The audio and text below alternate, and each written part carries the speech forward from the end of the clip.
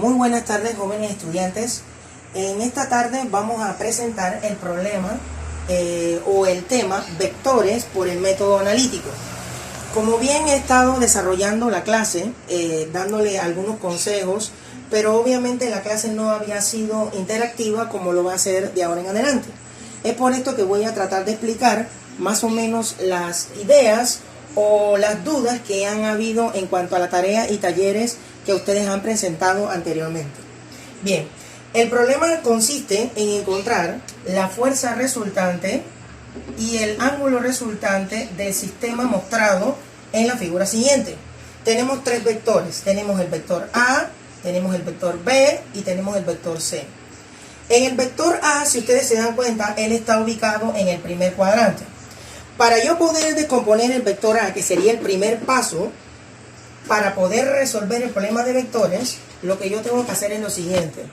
El vector A se descompone en una componente de X y una componente de Y. ¿Cómo se descompone una componente de X y una componente de Y?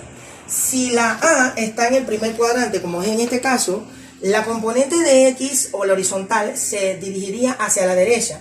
Por lo tanto, la flechita va hacia la derecha. Y la Y en el primer cuadrante sería positiva, ella se mueve hacia arriba.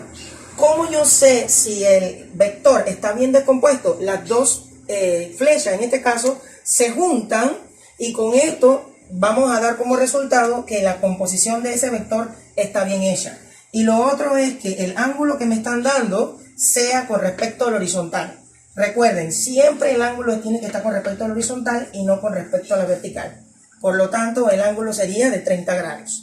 Ahora, si ustedes observan en el vector B está en el segundo cuadrante. El segundo cuadrante, la X es negativa y la Y es negativa. Por lo tanto, para yo poder descomponer el vector B va a tener una componente en X y va a tener una componente en Y. Una hacia la izquierda porque la X es negativa y una hacia arriba porque la Y es positiva. Por lo tanto, el ángulo resultante, en este caso de este vector, es de 45 grados. ¿Qué pasa con el vector C? En el vector C yo tengo un vector que sería de 300 newton, pero tiene una inclinación con respecto a la horizontal en base a los lados que tiene el triángulo rectángulo. Si ustedes se dan cuenta, el triángulo rectángulo en este caso está de esta manera. Tengo este lado, y yo quiero siempre encontrar el ángulo este que tengo aquí, que sería siempre el ángulo que va con respecto al horizontal. Para yo poder resolver este problema, se tiene que utilizar las funciones trigonométricas, la de seno, la de coseno y la de tangente. En este caso, si tenemos un triángulo rectángulo y tenemos dos lados del triángulo, en este caso, este lado y este lado con respecto a este ángulo es opuesto a este ángulo y el 3 es adyacente. Por lo tanto, la función trigonométrica que relaciona lado opuesto sobre el lado adyacente sería la tangente. La tangente del ángulo entonces sería igual a 1 sobre 3. ¿Cómo hago yo entonces para encontrar el ángulo correcto? Ustedes utilizan la calculadora científica, colocan la función, primero dividen 1 entre 3, eso le va a dar 0,333. A eso le agrego la función trigonométrica shift tangente de punto 333 y eso me va a dar como resultado 18 grados con 42. Ese sería entonces el ángulo que va con respecto al eje X del vector C. El vector C entonces lo voy a colocar aquí aparte. El vector C dice que es de 300 newton y voy a colocar el ángulo que me dio, que sería de 18,42 grados con respecto a la horizontal.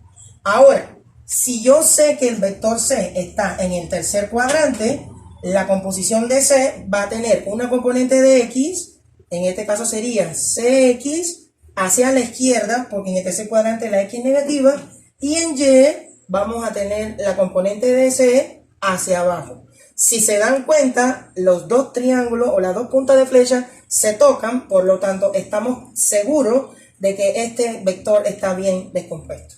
Ahora, ¿qué es lo que tenemos que hacer? Este sería entonces el primer paso. Siempre el primer paso, como les dije, es la descomposición de cada uno de los vectores. Ahora que ya hice el primer paso, el segundo paso es utilizar la primera ley de Newton o la ley del equilibrio.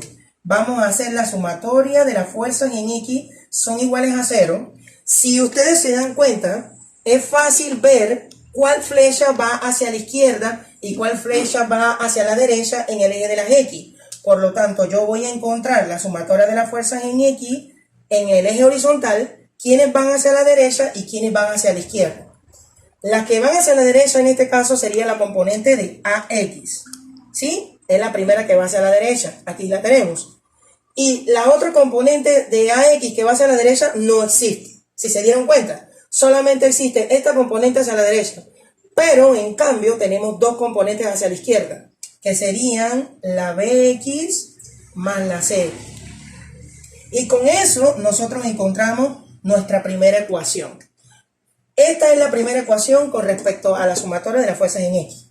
Ahora, si yo quiero encontrar la componente de Y, que sería la otra componente, ya ahora no voy a colocar las flechitas hacia la derecha y hacia la izquierda. Si ustedes se dan cuenta, siempre las flechas en Y van hacia arriba o hacia abajo. Por lo tanto, yo voy a colocarlas hacia arriba y hacia abajo.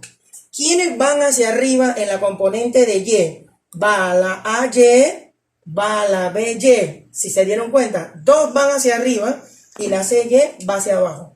Quiere decir que yo voy a colocar AY más BY, que serían las dos que van hacia arriba, y la única que va hacia abajo sería la componente de CY. Con eso yo voy a encontrar mi segunda ecuación. Ese sería entonces mi segundo paso. Ahora, ¿cuál sería el tercer paso que hay que resolver para poder encontrar la fuerza resultante de este problema? Lo que tenemos que hacer ahora es reemplazar. Reemplazamos. Reemplazar. Si reemplazamos cada una de las componentes, se dan cuenta de que el valor de A tiene un valor específico. Y la X va a ser reemplazada por el coseno de Z y la Y va a ser reemplazada por el seno de Z. Quiere decir que donde está la X y donde está la Y, vamos a reemplazarla por coseno y por seno. Ahora, si yo voy a reemplazar la primera fórmula, que es la f de x, yo voy a encontrar que es A, que sería 250 newton, por el coseno de qué ángulo con respecto al horizontal, 30 grados. Va a ser igual entonces a la B, que sería 450 newton, por el coseno de 45 grados. ¿Sí? Y se le tiene que sumar la componente C, que serían 300 newton por el coseno de qué ángulo, del ángulo que encontré al inicio, utilizando la función tangente, que sería de 18,42 grados. ¿Ok? Ahora, eso mismo tenemos que hacer también en la componente de Y. Cuando ya ustedes resuelvan esas dos fórmulas, van a sumar y al restar algebraicamente y van a encontrar cada una de las componentes en X y cada una de las componentes en Y. O sea, a eso le vamos a llamar sumatoria de la resultante de X y le vamos a llamar sumatoria de la resultante de Y. Y para yo poder encontrar la primera pregunta que les pedía, que era la fuerza resultante, tengo que utilizar lo que le llamamos teorema de Pitágoras, que sería elevar la primera componente en X al cuadrado más la segunda componente de Y al cuadrado. Con eso yo voy a encontrar la fuerza resultante. Pero también sabemos que tenemos que calcular el ángulo resultante. El ángulo resultante tiene que tener mucho cuidado con los signos que tienen tanto la componente de X como la componente de Y. Dependiendo de los signos, así ustedes van a saber si hay que restar de algún ángulo cuadrante, porque como recuerden, en matemática tenemos 4 ángulos cuadrantes. Tenemos el primer cuadrante, que sería de 90 grados, el segundo, que sería de 180, el tercero, que sería de 270, y el cuarto, 360 grados. Muchas gracias y nos vemos en la próxima clase.